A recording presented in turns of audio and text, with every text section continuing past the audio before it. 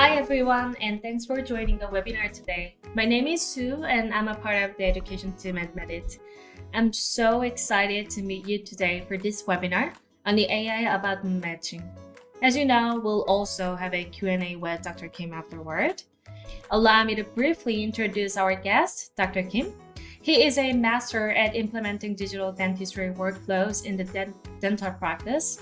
He runs a digital dental practice in Seoul, South Korea, where he serves as a key opinion leader for Medit, lecturing and advising on digital dental technologies and implementation strategies. Before we get started, I just wanted to mention that this webinar is being recorded. It will be available on our YouTube channel, Medit Academy, within 48 hours after the webinar ends. If we won't manage to answer all your questions during the webinar, the replies will be sent to your registered email. All right, I'm done. Thanks for being here, Dr. Kim. Thank you for having me. So, hello, my name is Donghwan Kim. As a dentist, I was always eager to find ways to improve workflow in dental labs and clinics. That is why I joined the Medit's KOL program when I got a chance. As a key opinion leader, I worked closely with Medit's team to find solutions to many challenges. One of such was the creation of the AI Abutment Matching feature. So today, together with you, we will look at how it improved my workflow. I'm happy to have the opportunity to share my knowledge and experience with you all. Thank you. Thank you, Dr. Kim. Before we jump in details, can you watch the video for the users who haven't seen it yet? Sure, that will be great. As a brief recap about this video presents a clinical case overview for the implant bridge treatment using the AI abutment matching. Let's see.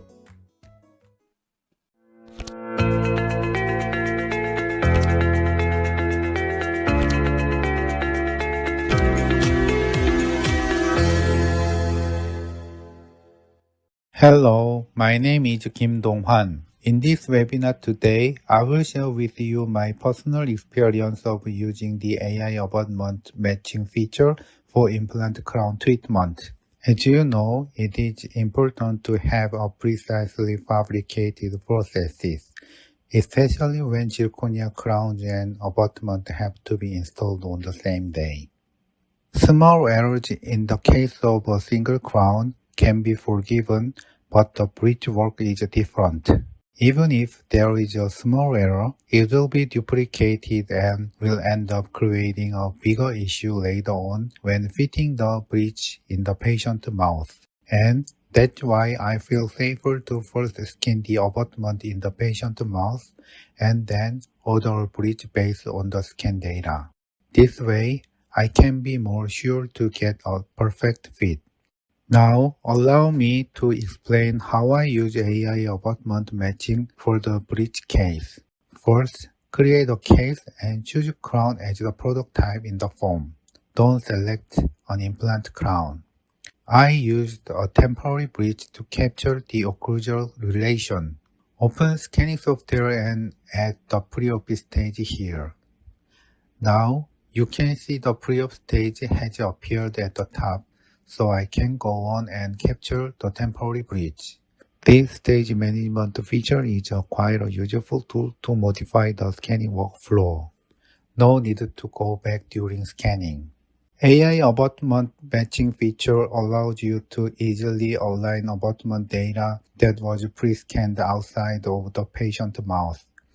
This way, you save scanning time since there is no need to have a complete scan of the fastened abutment within the patient. So, even if working on a case where you have a subgingival margin, you can stop scanning once the alignment is done.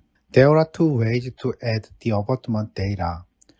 One is using the scan data captured within the clinic. The other one is importing scanned data provided by the lab. In the case shown in the video, I was using data from the lab. It's very easy. Simply attach the abutment file to your Medit case and import it during the scanning process. First, Scan the pre-op for maxilla with fastened abutment and a temporary bridge.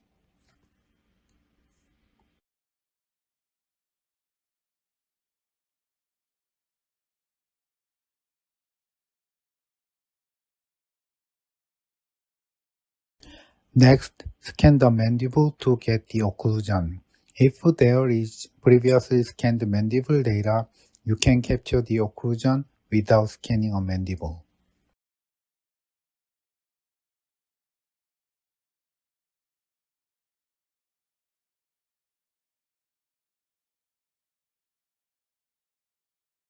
Click Register Abutment on the left side of the screen. Abutments must be registered in the library to be used for AI abutment matching. As mentioned before, I will be using the abutment scan data provided by the lab. Import the scan data from Medit link and do a little trimming around the hole, then move on to the next step. The hole will be automatically filled. Register the result as a library and assign it to tooth number 16. That's it.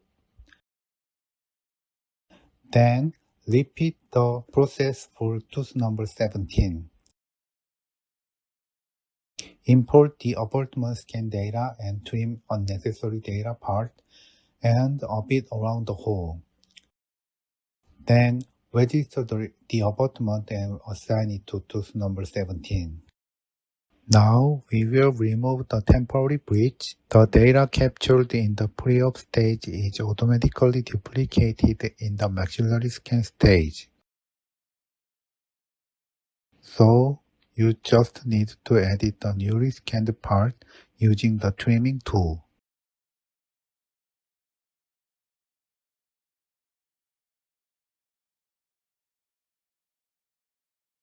Scan the abutment to fill the trimmed area. Here, it is necessary to scan the contact area of the adjacent teeth sufficiently. However, you do not need to scan the abutment meticulously. Now, using AI abutment matching, we will select tooth number 16 and scan the abutment. Then, the scan data and the registered abutment will be automatically aligned. When aligned, stop scanning. Do the same for tooth number 17.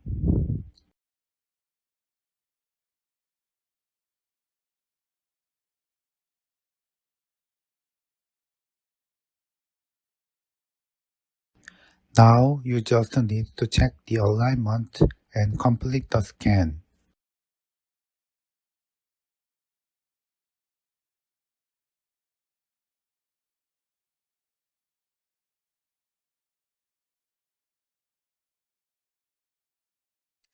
Wow, Dr. Kim, I like your picture at the beginning of the video. Thanks. It seems the whole process is so easy and simple. Are there any tips or secrets you could share with our viewers so that non-care users can become experts like you? Sure, why not? I know that some users are having a hard time when scanning an implant case, and sometimes video is not enough to figure it out on your own. I'd be glad to share some of my tips and tricks. I prepared some visual guides. Let me turn my camera off for a bit. Before fastening the scan body, capture the implant emergence profile.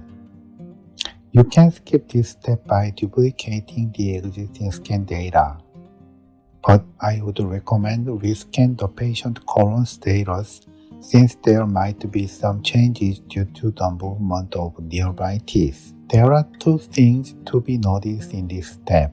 First, you must meticulously scan the proximal area of the adjacent teeth. You can see the metal scan is a bit slow right now. I will share with you some tips for scanning metal elements. The most common tip is to use scan spray to scan more easily. Another one is to tilt the scanner a little more so you can scan without spraying. Secondly, focus on scanning the implant emergence profile. This is needed to design the subgingival area of the abutment. After completing the maxilla and mandible scan, move to the occlusal scan stage. Start the occlusion scan using the ruling method and use it to capture about 3 to 4 teeth from each maxilla and mandible. Let's see the actual scanning. You can see that the occlusal data is aligned automatically during scanning, even just for 3 or 4 teeth. And after optimization, I recommend checking the occlusal contact points. Before we move on, let me briefly explain what the implant library is. The library contains information on the location of the scan body and implant. So, if you scan the scan body, you can find the buried implant location using the library. Usually, this process is performed in CAD software. Let's go through the process. Import scan data, then recognize the scan body using the library. In this process, the flat surface of the scan body will be important to determine the height and orientation. So you need to scan the flat part of the scan body meticulously. It does not mean that you need to perfectly scan all areas. During scanning, it will be good if you can know that you can enough to align the scan body. It can be done by scanning software, not CAD. For example, in Medit scan software, you can use the function called AI Scan Body Matching. Let me show you how to use the function AI Scan Body Matching. Go to the scan body stage, fasten the scan body, and then capture its 3D image. Click the AI Scan Body Matching function at the bottom. Select the corresponding tooth in the scan body library dialog. After scanning the library of the scan body to be used, assign it. After assigning the library, you will see it on the screen. You are now ready to scan. Let me share with you some more of my tips for capturing the scan body. First, the scanning start point. The key point is that you should start scanning from the adjacent teeth, not the scan body. As you know, in intraoral scanning, it is crucial to have sufficient overlapping data points for continuous scanning. Since there is no scan body in the original data, it is difficult for the scanner to find the scanning start point. So, you must start scanning from the adjacent teeth. The second is that the flat surface of the scan body should be facing the buccal or lingual side. In this video, you can see that the scan starts from the buccal and then the scan body library is automatically aligned. However, now you can see that the direction of the library has been changed as the scan continues. Realignment happened after the flat side was scanned. In this case, the scan body was facing toward the adjacent tooth. It would be easier to align the scan body if the flat side of the scan body was on the buccal or lingual side. I would like to point out one more point to note when fastening the scan body.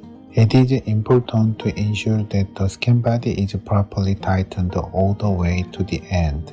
An incorrect position will result in an error in the height and orientation of the implant as determined by the library. As a result, the height of the abutment is lowered and, in the case of hexagonal connection, it is rotated by an average of 30 degrees. Thank you, Dr. Kim. For me, actually, personally, it was really great to hear the explanation for the overall digital workflow. Because, sometimes if you don't see the whole picture, you might be prone to making mistakes. You're right. Scan, CAD, and CAM work are connected, so understanding the complete digital workflow will help you scan more efficiently. I see. All right, then let's move on to the Q&A session. As you know, we've received some questions before the webinar, and Dr. Kim will answer them for you now. Before that, I just wanted to remind everybody that this webinar is being recorded and will be uploaded to our YouTube channel after we're done. And also, due to the time limits, if we don't cover all the questions now, the answers will be sent to you afterward via email. So no worries, we got you covered. Before we continue with the Q&A, Let me answer some common questions you might have. In the video you watched, I used AI abutment matching to align with the custom abutments and the scan data to make a zirconia bridge. Before we continue with the Q&A, let me answer some common questions you might have. You might be wondering if it is possible to install the abutment and the bridge on the same day. You may also ask if it is possible to align with a designed abutment file instead of the actual scan data. First question. Is it possible to install the abutment and bridge on the same day? To answer this question, first let's talk about some challenges of the one-step implant delivery system. Let's compare the positioning of the abutment from the design file on the virtual plane and the scan data of the actual abutment that was scanned while in the patient mouth. We will import both files into the Medit design app. Select the designed abutment and scan the abutment. Then press the confirm button. Now you can see both data. Since the positions of the two data are out of alignment, they must be aligned. Press the alignment mode button at the top of the screen. The maxillary base can be common to both sides, so it can be used for alignment. Place the maxillary base on the side of the scanned abutment as a reference. Conversely, place all files on the designed side as a target. To separate overlapping data, press the Detach Data button. Click the Manual Alignment button. They are aligned if you put the dots in the similar possible positions. In this way, you can use the maxillary base to align the rest of the designed files toward the scanned abutment side at once. Press the Measurement Mode button at the top of the screen. Make sure all abutments and maxillary base are visible. Press the Create Section button. Then cross-section the abutment in the mesiodistal and buccolingual directions. Hide everything except the section lines.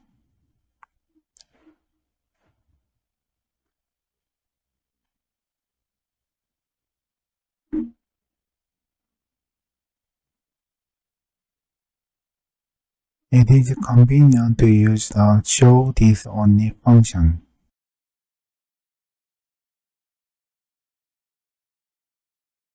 To measurement the distance, press the Measurement Distance by 2 points button at the bottom of the screen. The 16th abutment was positioned approximately 116 micromillimeters distal to the designed condition. The 17th abutment was located about 240 micrometers on the palatal side.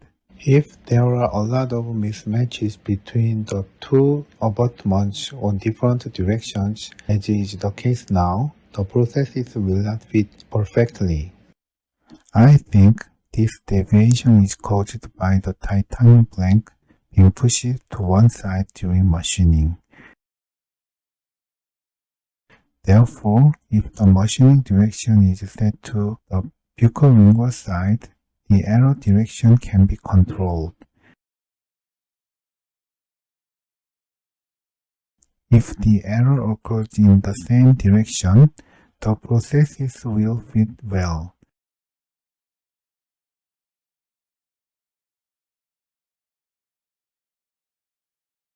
And with the new machining tool, the titanium blank is pushed less, resulting in less deviation. This is the result of another patient machined with the new tool. This appear to be a clinically acceptable level. Even if the machining error is reduced, there is another problem to be solved. If there is no vertical stop in the posterior area, there might be a problem when capturing the occlusion relation, so you can avoid this problem by using the temporary bridge or pre-op model. Using the pre-op model is one of the biggest advantages when you work digitally. Is it possible to install the abutment and bridge on the same day?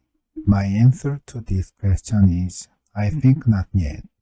Let's move on to the second question. Is it possible to align with a designed abutment file instead of the actual scan data? You might be tempted to use the design file from the lab for alignment since there is no need to scan the abutment yourself. But I recommend scanning the actual abutment rather than using the design file. Let's compare the differences between the abutment design file and the actual abutment scan file very quickly. First, import both files into the Medit design app.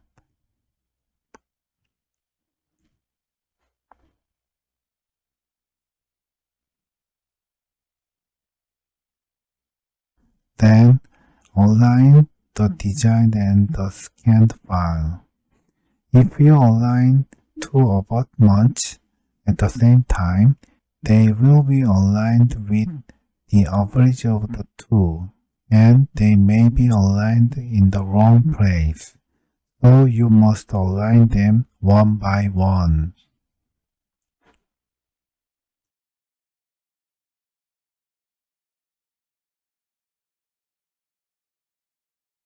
Select Deviation Display Mode and reassign target and reference data.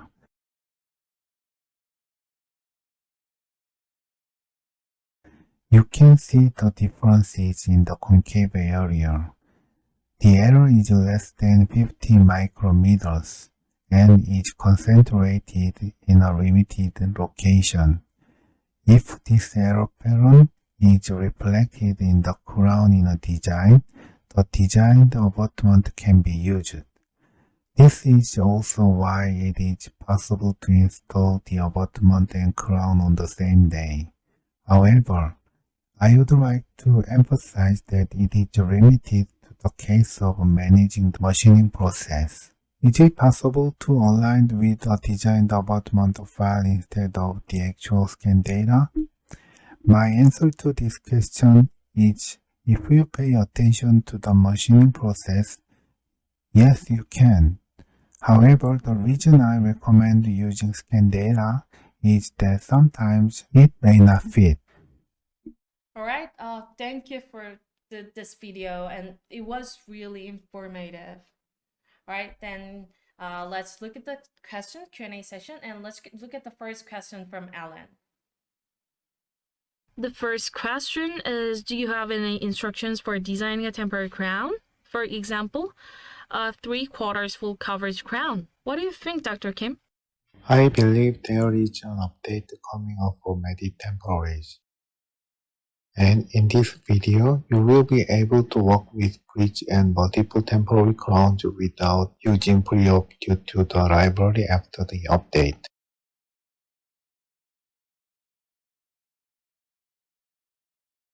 All right, then let's go to the next questions. This question is from Richard Mumford. I find out when scanning two teeth next to each other with the same type of implant scammed in my library, my i500 can tell which one is which and start scanning one when you want to do the other. What is the correct order? Do you need to lock the data on one after it is picked up? Right, I've been there. What do you think, doctor? It happened to me a couple of times too.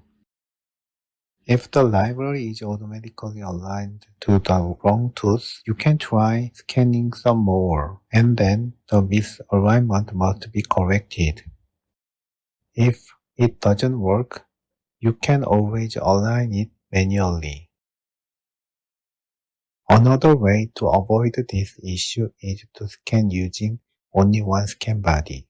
In that case, I would first fasten the scan body to tooth number 11, scan and align it, and then refasten it to tooth number 13 and repeat the process. This should work. Next question is, as you can see in the screen, I tried to scan the abutment by myself, but somehow it was hard to scan it. Do you have any tips for scanning the abutment better? This question is from Celine Banda. So, doctor? I agree. Sometimes scanning polished abutments can be hard.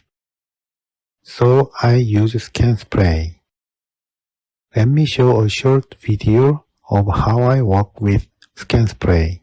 As you can see, a light spray should be enough. Alright, then next. This question is from Theo. Is it okay to scan without filling the hole of the abutment?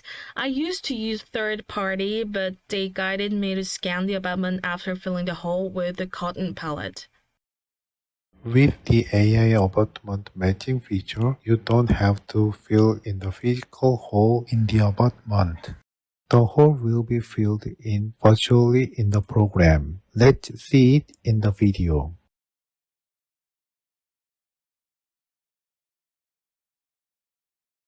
Right, there is a feature to fill automatically in the program. Alright, so next, do I need to use only the scan data? Then why don't I use the design file of custom abutment? Seems easier. From Fabiola Feliciano. I believe we have just covered this question before.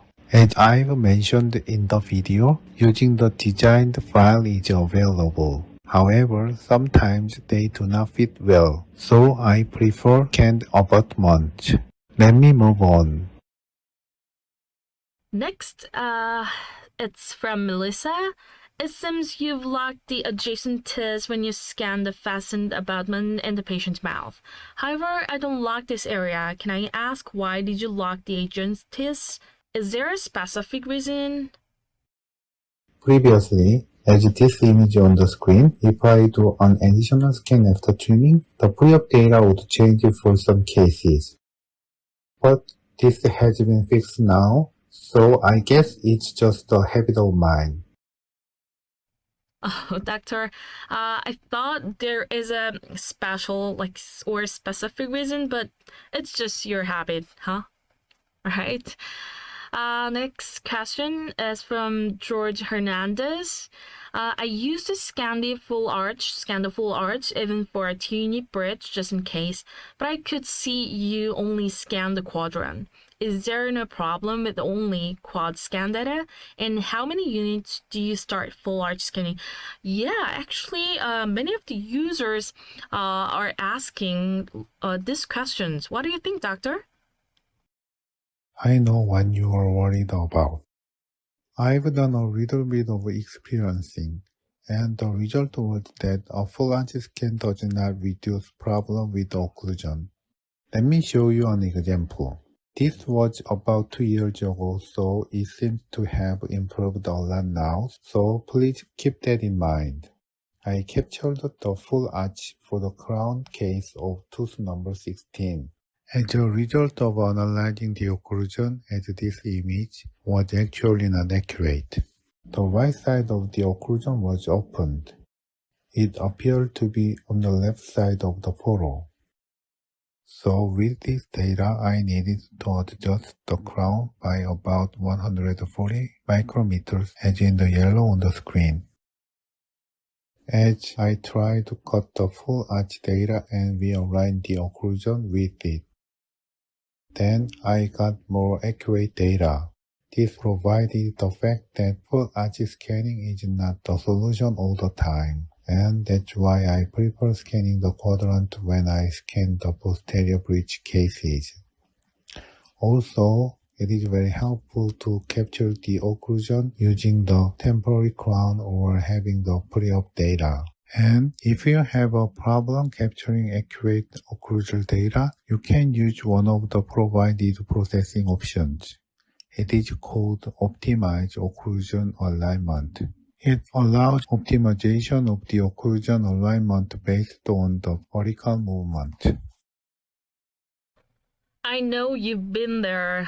You've done a lot of experimenting, huh? Thank you for sharing. All right, then let's go next question. From Mina Kim, is there a big difference in accuracy with and without using the AI abutment feature? Looks quite useful, but I don't have enough time to use it in my clinic. Too busy. Right, many of the users are too busy to use this feature. What do you think, doctor? Yes, using this feature, you can get more reliable data because it uses raw data for alignment. And it can even be used after scanning is finished and the patient is not in the clinic. My lab is also using this feature through my clinic account. I'm hoping soon this feature will also be available to the lab accounts.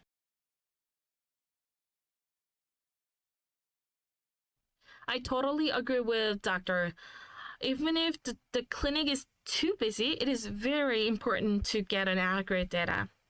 All right, then let's go to the last question from Oliver. Can I ask why you create a form with a crown, not implant crown? Right, that's exactly what I'm going to ask you, doctor. So please go ahead. This is because the scan body stage will be activated when creating an implant form, but it is not necessary when scanning an implant. All right, guys. I'm afraid it is time to wrap up. Dr. Kim, thank you so much for your time, and I really appreciate it. I've learned so many things today. Thank you. I enjoy it too. I was happy to share my knowledge with you all and hope it helps you. Good luck on your digital journey. Perfect. Thanks again, and thanks to everyone for joining. And we'll see you next time. Bye. Bye.